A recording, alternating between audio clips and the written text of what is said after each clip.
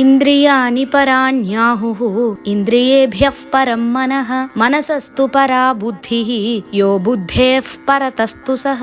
ఇంద్రియాలు గొప్పవి, ఇంద్రియాల కన్నా మనస్సు గొప్పది, మనస్సు కంటే బుద్ధి గొప్పది. ఈ మూడింటి కంటే గొప్పది ఇంకొకటి ఉందండోయ్, అదే ఆత్మ. ఈ శ్లోకంలో పరమాత్మ ఒకదానికంటే మరొకటి గొప్పది అని నిరూపిస్తున్నాడు. ముందు ఇంద్రియాలు ప్రాపంచిక విషయాలు గ్రహిస్తాయి, దీనికన్నా సూక్ష్మమైనది మనసు సంకల్ప వికల్పాలను చేస్తుంది. మనసు చెప్పినట్టు ఇంద్రియాలు స్పందిస్తుంటాయి. ఈ మనసు చేసే సంకల్ప వికల్పాలను బుద్ధి అదుపు చేస్తుంది. ఒకవేళ ఆ బుద్ధికి శాస్త్రాల ద్వారా సంస్కారం విచక్షణ జ్ఞానం అలవడలేదనుకోండి, అప్పుడు బుద్ధి కూడా మనసుని అనుసరిస్తుంది. ఈ ప్రకారంగా శరీరం, మనస్సు, బుద్ధి ఒకదానిని మించి ఒకటి, ఒకదాని కంటే ఒకటి శక్తివంతంగా పనిచేస్తుంటాయి. వీటన్నింటికంటే పరమైనది మరొకటి ఉంది, అదే ఆత్మ. అది మనస్సు, బుద్ధి కంటే సూక్ష్మమైనది, కానీ వీటన్నింటికంటే బలమైనది. అన్నింటినీ సాక్షిభూతంగా చూస్తూ ఉంటుంది.